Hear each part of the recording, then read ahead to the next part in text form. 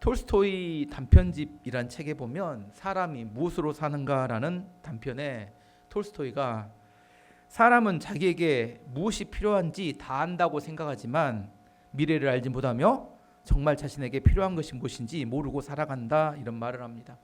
이 톨스토이 단편집에는 바보 이반 이야기나 사람에게는 얼마나만큼의 땅이 필요한가 등등의 짧으면서도 재미있고 인생의 깊이를 알려주는 단편들이 나옵니다.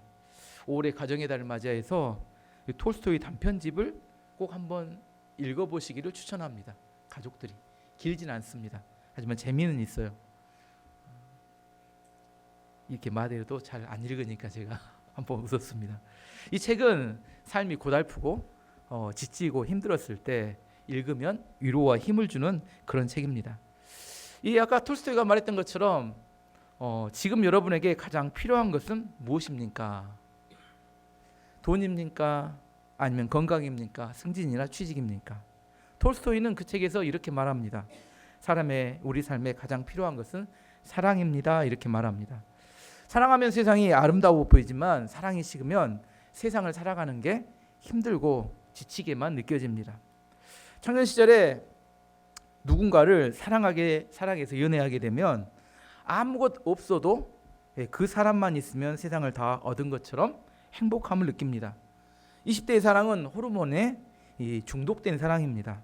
사랑하는 이성을 바라보면 그냥 도파민이 팡팡 터져요. 그냥 살아있는 것만 해도 행복하고 그 사람과 함께 있는 것만 해도 내 마음에 감동이 됩니다. 하나님께서 그렇게 만드셨어요. 20대는 호르몬에 의해서 사랑하는 마음이 저절로 들도록. 왜냐하면 그래야 결혼하니까. 대부분 20대 30대 초반에 결혼하는데, 왜냐하면 그때 그 호르몬이 안 터지면 뭐가 안 돼요? 결혼이 안 됩니다. 50대 넘으신 분들은 지금 하라 그러면 안 하죠. 왜 안 해요? 그 콩깍지가 안 씌니까 안 합니다. 하지만 20대 때는 이 콩깍지가 씌어요. 내 마음에 사랑하는 마음이 듭니다. 그리고 이제 30대 40대가 되어지면 자녀를 양육하고 키우는데 이제 에너지와 힘을 씁니다. 여자분들은 자녀에게 모든 에너지와 사랑을 쏟게 됩니다. 그때는 남편이 중요한 사람이긴 하지만 중요한 이유는 자녀를 키우는데 도움과 보호를 제공하기 때문에 남편이 중요하지, 남편은 일단 2순위로 물러나게 됩니다. 공동의 목표는 남편과 아내 공동의 목표는 자녀 양육에 있습니다. 열심히 서로 뛰면서 자녀를 키웁니다. 문제는 이렇게 서로 열심히 했는데 남편은 아내의 요구를 위해서 일을 열심히 하고 아내는 자녀를 양육하는 데 열심히 하면서 서로의 관계가 소원해집니다. 예전처럼 친밀함이 없어지고 마음의 거리감이 생기게 됩니다. 이게 30대 40대 부부들의 이렇게 삶입니다.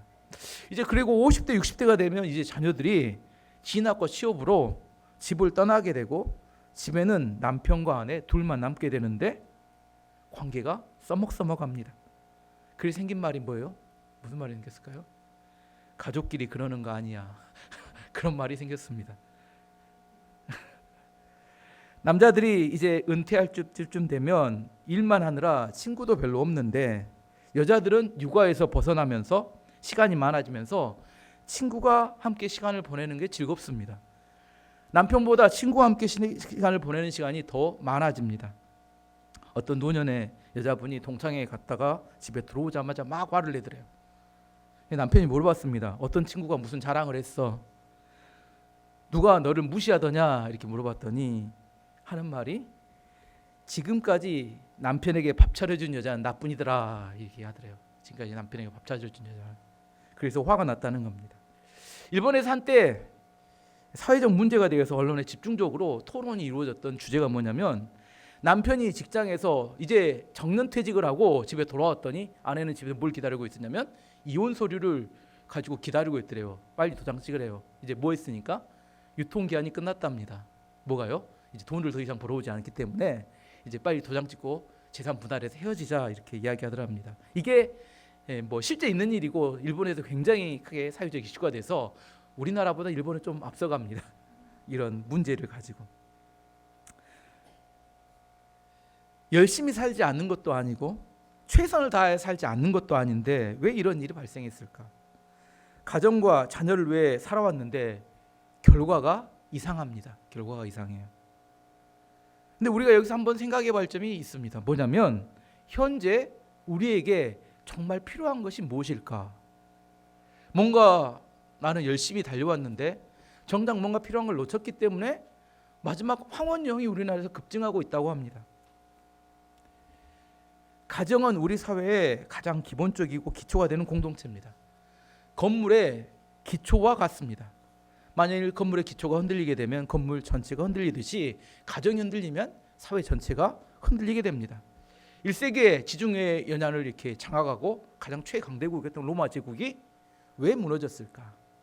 한때 전 세계 역사의 주역이었던 영국, 프랑스, 독일 같은 유럽 나라들이 지금은 힘을 잃어가고 있습니다. 우리나라보다 훨씬 후진국이 돼버렸어요. 겉으로는 여러 가지 이유를 이야기하지만 근본 이유는 가정의 붕괴가 대제국의 무너짐의 시작이었다고 합니다. 가정이 무너지면 도덕적 기준이 땅에 떨어지게 되고 그러면 음란한 문화가 그 사회에 뿌리를 내리게 됩니다. 그때까지는 몰라요. 하지만 그런 사회 문화 속에서 양육된 다음 세대 자녀들은 건강하게 성장하기가 어려워집니다. 자녀 양육을 위해서 가장 중요한 것은 건강한 가정입니다. 가정은 하나님께서 최초로 만드신 아름다운 작품입니다. 하나님께서 천지를 다 만드신 후에 나무, 풀, 짐승을 만드신 후에 사람, 아담과 하와를 창조하셨습니다. 그리고 하와를 만드시고 아담에게 딱 데려갔더니 아담이 뭐라고 고백해요? 이는 내 뼈 중에 뼈요 살 중에 살이라. 이 고백은 너무 행복하고 좋다는 거예요. 보기만 해도 너무 좋아서 미치겠다, 이런 이야기입니다. 하나님께서 하와를 아담을 위한 돕는 배필로 만드셨다고 말씀하셨습니다. 창세기 2장 20절 23절까지 말씀 보시면 아담이 모든 가축과 공중의 새와 들의 모든 짐승에게 이름을 주니라. 아담이 돕는 배필이 없으므로 여호와 하나님이 아담을 깊이 잠들게 하시니 잠들매 그가 그 갈빗대 하나를 취하고 살로 대신 채우시고 여호와 하나님이 아담에게 취하신 그 갈빗대로 만드신 여자를 만드시고 그를 아담에게로 이끌어오시니 아담이 이르되 이는 내 뼈 중에 뼈요 살 중에 살이라. 이것을 남자에게서 취하였은즉 여자라 부르리라 하니라. 하나님께서 아담이 혼자 살아가는 게 너무 짠하고 안 됐던 것 같아요. 그래서 돕는 배필로 여자를 만드셨다, 이렇게 기록합니다. 돕는 배필이란 여자가 남자보다 열등한 존재라는 소열을 말하는 게 아니라 남자는 혼자 사는 것이 매우 힘든 존재이고 여자가 세워줄 때만이 온전한 존재가 될 수 있다, 이런 의미입니다. 제가 이제 아버님, 어머님을 모셨는데 저는 아버님이 먼저 돌아가실 줄 알았어요. 왜냐하면 지병이 많으셨기 때문에. 근데 어머니가 먼저 돌아가시니까 당황했습니다. 충격은 아니고 당황했어요. 홀로 남으신 아버님이 외로움을 견디시지 못하는 겁니다. 지금은 이제 뇌경색으로 쓰러지셨는데 건강이 안 좋아 쓰러지신 게 아니라 외로움을 견디지 못하고 쓰러지신 거 아닌가, 제 생각에는 그렇습니다. 남자가 독처하는 거, 혼자 사는 거 매우 힘든 존재다, 이렇게 성경은 이야기합니다. 젊었을 때는 불러주는 사람도 많고 해야 될 일도 많아서 살 수 있을 것 같지만 나이가 들면 함께 어울려 사는 것이 쉽지 않은 것이 남자입니다. 이제 100세 시대, 남자들의 생존 전략은 뭐냐면 어떻게 존경받는 남편, 존경받는 아버지로 살아남을 것인가. 제가 이 말씀 오늘 준비하면서 오늘의 저를 향한 주제입니다. 어떻게 해야 100세까지 존경받는 아버지와 남편으로 살아남을 수 있을까. 그 결론은 뭐냐면 하나님의 말씀으로 가정을 세워야 한다는 겁니다. 아내와 자녀들이 존경할 것이 전혀 없음에도 불구하고 하나님 말씀에 순종함으로 존경하는 믿음을 갖도록 만드는 것, 이게 남자의 생존 전략이구나, 제가 내린 결론입니다. 물론 가정은 자녀들과 아내를 위해서 세워져야 되지만 남편은 자신을 위해서라도 믿음의 가정을 꼭 세워야 합니다. 구체적으로 남자 여자 나누어서 설명해 보면 여자분들에게 먼저 하나님께서 말씀하십니다. 남편에게 범사에 복종하라. 21절에서 24절까지 말씀 보시면 그리스도를 경외함으로 피차 복종하라. 아내들이여 자기 남편에게 복종하기를 주께 하듯 하라. 이는 남편이 아내의 머리됨이 그리스도께서 교회의 머리됨과 같음이니 그가 바로 몸의 구주시니라. 그러므로 교회가 그리스도에게 하듯 아내들도 범사에 자기 남편에게 복종할지니라. 먼저 하나님께서 아내들에게 말씀하십니다. 범사의 남편에게 복종하라. 주님을 대하듯이 남편에게 복종하라. 그 이유는 남편이 아내의 머리됩니다. 이렇게 말합니다. 좀 더 쉽게 설명하면 남편의 지도력이라는 막강한 책임을 감당할 수 있도록 남편에게 복종해야 된다고 말합니다. 제가 이야기하고도 참 받아들이기 어려운 이야기입니다. 이 말씀을 전하면 항상 나오는 질문이 그랬어요. 목사님, 이런 남편에게도 복종해야 될까요? 제가 항상 하는 말입니다. 내가 그 이야기를 다 듣고 보면 뭐라면 이혼하는 게 좋겠다 이런 마음이 마음속에 만듭니다. 이게 안 되겠네. 그럼에도 불구하고 하나님께서 말씀하십니다. 아내들이여 남편에게 복종하라. 그래도 이 말씀 중에 한 가지 숨통을 틔워주는 말씀은 21절에 그리스도를 경외함으로 피차 복종하라 이런 말씀이 있습니다. 이게 해석하면 복종하되 무조건 복종하라는 게 아니라 주님 안에서라는 전제를 가지고 말씀하는 겁니다. 주님 안에서라는 것은 이런 해석입니다. 주님의 말씀과 남편의 결정이 있어요. 어느 게 우선일까 이런 이야기입니다. 주님의 말씀과 남편의 결정. 성경으로 따지자면 남편의 결정보다 주님의 말씀이 우선이라고 이야기할 수 있습니다. 왜냐하면 말씀과 남편의 결정이 충돌해요. 그러면 무엇을 따를 것인가? 최우선은 주님의 말씀이라는 겁니다. 남편이 이단에 빠졌어요. 그래가지고 나에게도 또 이단으로 같이 가자고 할 때 이걸 복종해야 되나요? 어떻게 생각하세요? 따라갈 수는 없죠. 남편이 불법 사기에 빠졌습니다. 그러면서 같이 가재요. 그럼 어떻게 할까요? 같이 가야 되나요? 그러면 안 되겠죠. 남편이 이제 하나님을 부인하고 신앙생활을 그만합시다 이렇게 이야기하는데 그게 복종해야 될까요? 이런 이야기입니다. 주 안에서 복종하라 그 이야기는. 무조건 복종이 아니라 주님을 경외함으로 복종하라는 의미입니다. 큰 바위 얼굴이라는 미국 소설인데 단편 소설을 썼던 나다니엘 호슨이라는 사람의 아내 이야기입니다. 호슨은 세관에서 원래 일했는데 1849년에 실직을 당했어요. 근데 실직하고 난 다음에 마음에 낙심이 되고 고민이 되는 겁니다. 호슨이 너무 낙심하니까 아내가 남편을 위해서 책상 위에 펜과 잉크를 준비하고, 그때는 잉크를 썼으니까, 그다음에 그 램프 등을 준비해 놓고 남편의 어깨를 감싸면서 이야기를 했습니다. 여보, 이제 당신은 비로소 당신이 원하는 소설을 쓸 기회가 온 것입니다. 그래서 아내의 격려를 받고 썼던 소설이 주홍글 씨, 예전에 이야기했죠. 가슴에다 A자 쓰고 다니는 그것이 이 나다니엘 호슨이 실직하고 난 다음에 아내의 격려를 받고 썼던 그런 소설입니다. 베스트셀러가 돼서 대박이 났죠. 아내의 격려는 남편에게 큰 위로와 힘이 됩니다. 다른 측면에서 이 말씀을 해석하면 하나님께서 여자를 창조하실 때 여자는 자기가 복종하고 싶은 대상을 찾도록 창조하였다는 겁니다. 내가 누구에게 복종할까? 여자들은 그런 마음이 있다는 거예요. 뭘 보면 알 수 있냐면 여자들에게 설문조사를 했습니다. 어떤 남자와 결혼하기를 원하십니까? 했더니 돈 많은 남자, 뛰어난 외모가 있는 남자가 아니라 가장 많이 나온 것이 존경할 수 있는 남자, 배울 점이 있는 남자, 함께 살아도 믿을 수 있는 남자, 이게 가장 많은 답이었다고 합니다. 무슨 의미냐면 여자들의 로망은 그런 남자를 만나서 존경하고 복종하고 살고 싶다는 게 하나님의 창조의 질서입니다. 반대로 남자들은 그걸 원하는 게 아니라 남자는 존경받고 존중받을 때 존중해주는 여자를 위해서 목숨을 바치기를 원합니다. 남자들이 술집에 가서 이렇게 직업 여성들이 사장님 최고 이렇게 하면 팁을 줘요. 거짓말인지 알면서 팁을 줍니다. 왜 그럴까요? 그 이야기에 너무 목말라 살았기 때문입니다. 그 이야기를 아무도 이해해주지 않는 거예요. 나는 목마른데. 뭐라고요? 사장님 최고가 아니라 우리 아빠 최고, 우리 남편 최고, 우리 목사님 최고, 그런 이야기를 너무 목마른데 아무도 해주지를 않는 겁니다. 이런 존경과 이렇게 존중이 있을 때 남자들은 내가 살아있음을 느끼게 됩니다. 아내와 자녀에게 존경받는 남편은 이 세상에서 누구보다도 행복한 사람입니다. 밖에서 아무리 인기 있고 인정을 받아도 아내에게 무시당하는 남편은 불쌍한 사람입니다.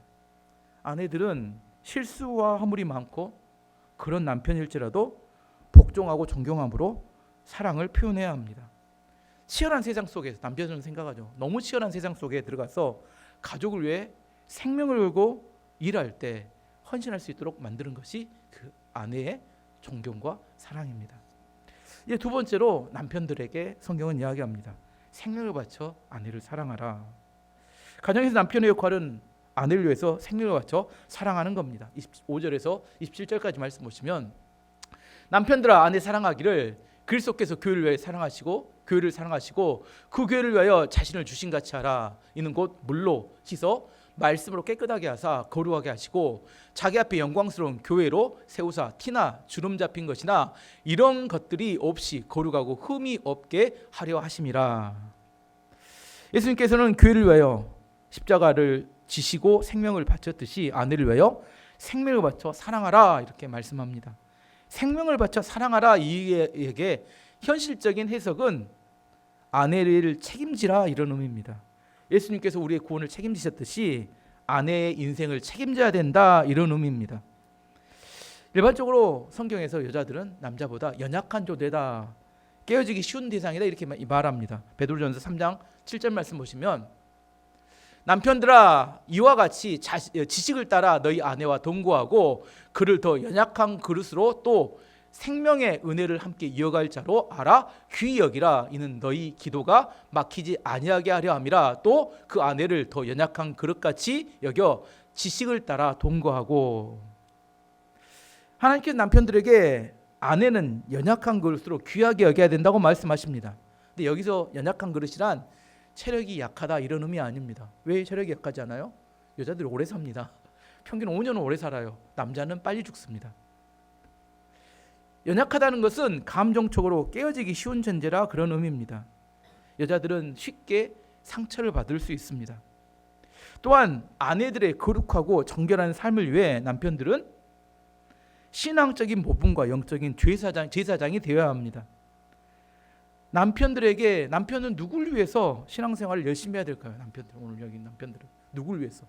물론 자기 영혼을 위해서 신앙생활을 열심히 해야 되지만 사랑하는 아내가 정결하고 거룩한 신앙생활을 잘 할 수 있도록 해주기 위해서 신앙생활을 열심히 해야 합니다. 제가 교회 오는 남편들에게 가끔 물어봅니다. 어떻게 신앙생활을 시작하게 되었습니까? 이렇게 물어봐요. 그럼 상당수의 대답이 뭐냐면 가정의 평화를 위해서입니다. 이렇게 이야기합니다. 가정의 평화를 위해서. 근데 이게 성경적인 답이 맞는 것 같아요.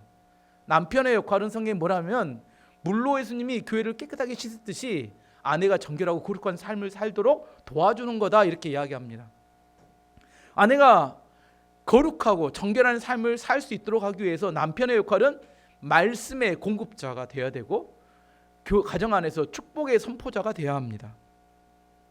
아내를 사랑한다면 가정에서 예배를 드리며 남편이 말씀을 전해야 합니다. 이렇게 이야기하면 저는 어떻게 말씀을 전해야 할지 모르겠는데요. 그러면 주일날 제가 했던 설교를 잘 요약해서 따라서 하시면 됩니다. 어렵진 않습니다. 뭐 하라고요?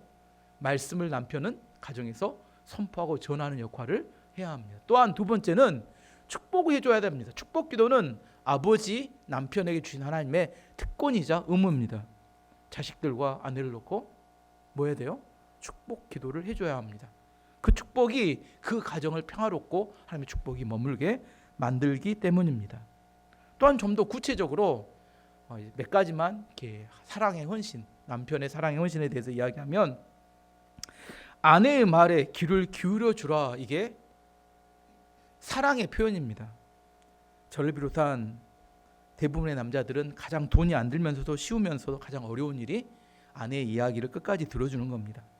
아내의 이야기가 좀 길어지면 남자들이 일반적으로 동일하게 하는 말이 있습니다. 뭐라고요? 그래서 결론이 뭔데? 저를 비롯한 모든 남자들이 꼭 하는 말이 그래서 결론이 뭔데? 여기서 오해는 뭐냐면 여자들은 결론을 원하는 게 아니라 감정을 알아주기를 원하는데 남자들은 감정보다는 빠른 결론을 원합니다. 여자들은 감정을 알아주기를 원합니다. 그래서 뭐라고 물어봐요? 그때 어떤 느낌이었는데 이렇게 물어봐야 맞는데 이 이야기 하고 난 다음엔 조심해야 합니다. 귀에 피가 나도록 오랫동안 그 감정을 같이 들어줘야 합니다. 이게 십자가에서 흘리신 십자가의 사랑입니다. 뭐하라고요? 귀에서 피가 날 때까지 그 이야기를 이렇게 인내를 하고 들어주는 것, 이게 사랑입니다. 두 번째는 함께 있는 시간을 귀하게 여겨야 합니다. 함께 있는 시간을 귀하게 여겨야 합니다. 함께 있어주긴 하는데 그 시간에 핸드폰 보고 있으면 귀하게 여기는 아니겠죠. 여자분들은 제가 오랫동안 이렇게 사역을 하다 보니까 알게 된 건데 여자분들은 함께 보내는 시간의 길이만큼이 사랑이라고 느낍니다. 돈을 벌어주는 것도 중요하고 문제를 해결해 주는 것도 중요하지만 함께 시간을 보내준 것만큼의 그것을 사랑으로 느끼는 게 여자입니다. 세 번째는 아내의 허물과 약점에 대해서 감당해 주어야 합니다. 아내는 허물과 약점이 많습니다. 왜요? 연약한 그릇이다.